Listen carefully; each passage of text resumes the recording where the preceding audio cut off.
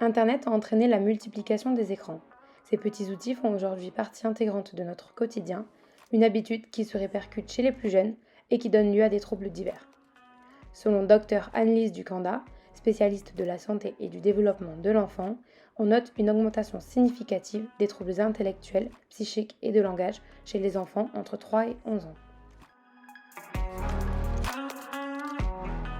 Après avoir interrogé parents et professionnels de l'enfance, notre idée est arrivée comme une évidence. C'est dans la sphère privée qu'il faut commencer le changement.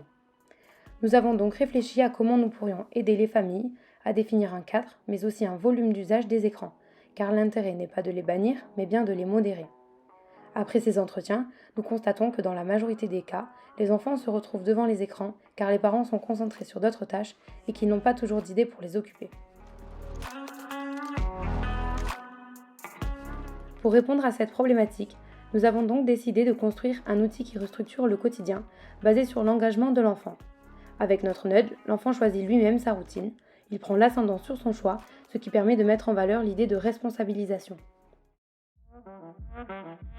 Nous avons décidé d'élaborer un semainier sur lequel l'enfant peut organiser sa routine de manière visuelle à l'aide de magnettes. Préalablement, l'enfant et ses parents fixent les temps d'écran maximum ainsi que les différents écrans autorisés. Il s'agit donc d'un réel contrat moral entre les parents et l'enfant. Grâce à cet engagement mutuel, les parents donnent un réel sens aux règles mises en place et permettent de fiabiliser l'enfant. Toi qui vas mettre, où est-ce que tu veux mettre tes activités et où est-ce que tu veux mettre tes écrans. Notre nudge s'appuie sur la notion du biais d'engagement. Nous avons plus de chances d'adopter un comportement si nous nous y engageons personnellement à l'avance.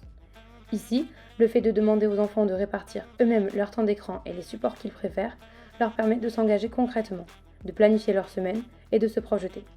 Indiquer soi-même les jours et les moments de la journée souhaités aide également à la mémorisation et réduit le risque de manque.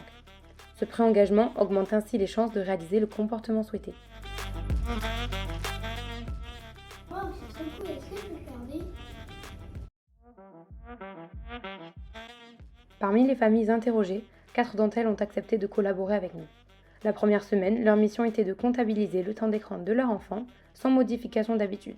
Les parents se placent en simples observateurs. À la fin de cette première phase, le constat que nous avons fait était que la majorité d'entre eux avaient sous-estimé cette durée. Pour la deuxième semaine, nous avons demandé aux parents d'intégrer notre nudge à leur quotidien.